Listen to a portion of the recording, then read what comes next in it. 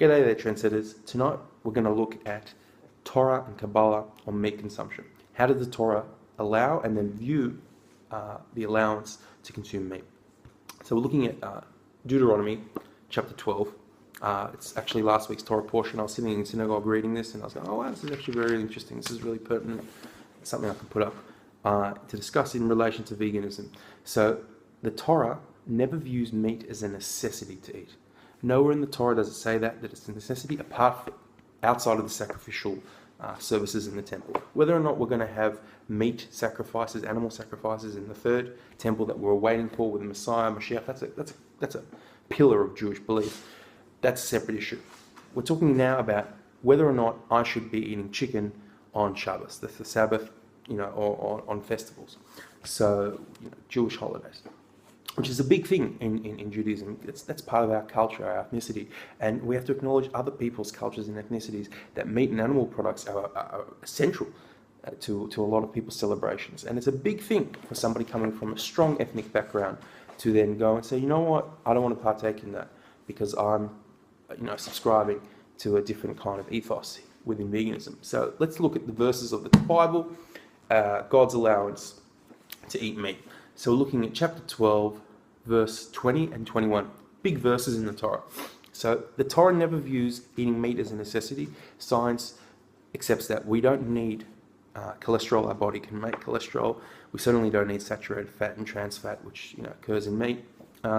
We don't need to eat meat to get iron. We can get that from vegetables. Protein, amino acids available in vegetables and fruit, in everything. So we don't need to eat meat. And the Torah never says that you need to eat meat. How does the Torah describe eating meat? Ki te'ava nafshecha, your soul desires it. A taiva, a desire, is actually a very interesting, almost paradoxical thing. It can be very base, very lowly, or can be very lofty, very pure. So what is a desire? And this is the way Kabbalah views desire, a taiva. A taiva desires, ultimately it's driven by tainug, which means pleasure. If I have a certain pleasure to sweet things, I'm going to have a taiva, a desire, a lust, if you will, for ice cream or chocolate. I happen to be a savory person, so my desire is like sushi and pasta and pizza and things like that. So it all depends where you draw your pleasure from. Some people draw pleasure from very base things, and therefore they pursue very base things. You can imagine how lusts and desires can lead one to, interesting actions. Other people work on themselves, elevate themselves, and can have very lofty tainugs, very lofty pleasures. I get a pleasure from educating, I get a pleasure from giving, I get a pleasure from helping, and that leads to loftier taivas, desires. And so this is how the world, in Kabbalistically speaking, this is how the world operates. Pleasure, tainug, driving a taiva, a desire which drives a ratzon, a will. And that's kind of the flow of energy. So if you look at where people are acting, it's typically driven by their pleasure and pursuit of pleasure, the pursuit of desire, and that's where they're going to act and how they're going to act. And we have Kabbalistically and Chassidically speaking, the whole world was created. Why? Because God desired a dwelling place down here in the corporeal, very real, very physical world. It's not a great thing for a spiritual, infinite being to function in an infinite world. It's a greater novelty and revelation of an infinite being to express himself in a finite world through finite human beings with all of our faults and all of our traits and all of our imperfections, to nonetheless be involved, to sweat, to have cry and bleed and get involved with the world, get our hands dirty, changing nappies, changing the world. This is the idea of Chassidic philosophy, Judaism, chapter 36 of Tanya. It's a midrash in Tanchuma. I'm paraphrasing there. God desired a dwelling place down below. So that's the desire. So really, the Torah is saying here, backing it up to meat. If you desire to eat meat, if you have a pleasure in it, then by all means eat it. What happens when you become vegan? Your pleasure changes because you become more sensitive to the suffering of animals. You become more sensitive to the ecological impacts of eating meat. You become more sensitive to the health impacts of eating meat, etc., etc. So those are the three pillars, basically. I see veganism, ethical, ecological, and health. So then your pleasure changes, then your desire changes. You will desire to not eat meat. And actually, eating meat will actually cause you the opposite of pleasure, will cause you discomfort and pain. And that's what happened to me. The last time I deliberately ate meat was on Rosh Hashanah. It was on a Jewish high holiday. I was sitting there, I was eating turkey. I was like, all right, it's a festival, I should eat some meat. It's part of celebrating. I was eating. I was like, I'm not enjoying this. This is not where I'm at, and this is just garbage. So the subsequent festivals that came after Rosh Hashanah, the Jewish New Year, I didn't eat meat, and that was it. Then pure vegan. Because when I became vegan, I was like, maybe I'll eat a meat on the festivals and Sabbath. It's a cultural thing. So everybody's going to do what works for them. This is a couple of years ago. So now I don't eat meat. And that's because, as a vegan, I've changed my desire. I've changed my tainug. And nowhere in the Torah does it say, people will argue with me this.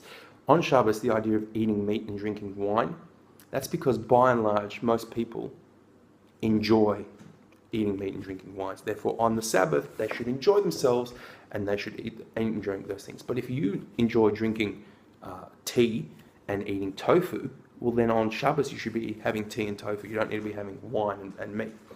It all goes down to your time. It all goes down to your pleasure, which ultimately drives your desire. Now, the next verse is a great proof for the fact that we have a written Torah, we have a living and developing and breathing oral Torah, which develops. Much like in law, we have we have the statute, we have the written law, and we have the case law, which develops alongside of it, applying the precedent, developing the precedents, and applying the written law. So, because the next verse actually goes and says, look, if you're going to eat meat, you've got to have to slaughter it the way that I prescribe. That's the way I've commanded you. And then it doesn't explain it anywhere in this whole book. Nowhere does it say how to use the knife, where to cut, etc. So that's Jewish slaughter, ritual slaughter. Kashrut, shkita is called literally slaughter. That's a separate topic.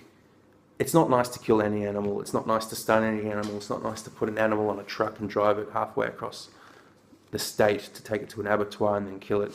It's not nice. It doesn't matter how you do it. It's not nice. God in the Torah says, look, if you're going to have a desire to do it, this is how you got to do it. And I believe that if you're going to kill an animal, I personally believe that the best way is a proper shchita.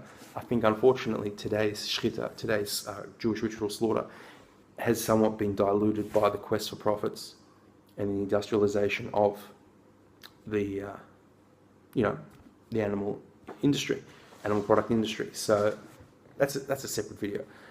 Coming back to the desire, we have an idea in Judaism that when I take something physical, I can elevate it to a spiritual level. So when I take money, I go out and earn money, and then I give 10 or 20% to charity, my tithe. That 10 or 20%, what I've done is elevated the other 80%, other 80, 90%. It's elevated everything I've done. When I eat food and I say a blessing on it and I use it and to be strong and healthy, and then I help my kids and I go do a good deed and I'm nice to my wife and nice to my neighbor, that elevates the food I eat.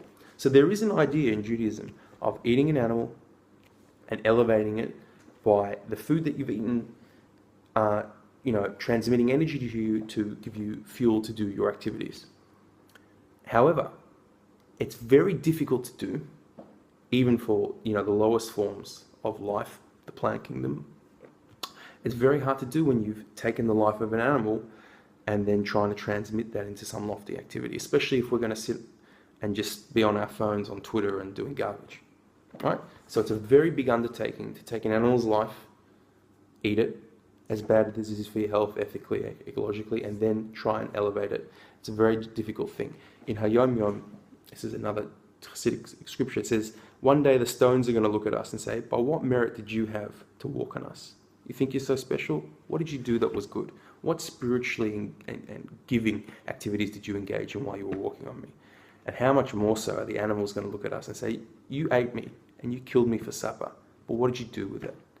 Did you sit on Twitter or did you go out and help somebody? So the take-home message is, we've got to refine ourselves, change our pleasure to drive our deeper desires and transmit those desires for the good. So I hope you all stay kosher and stay vegan.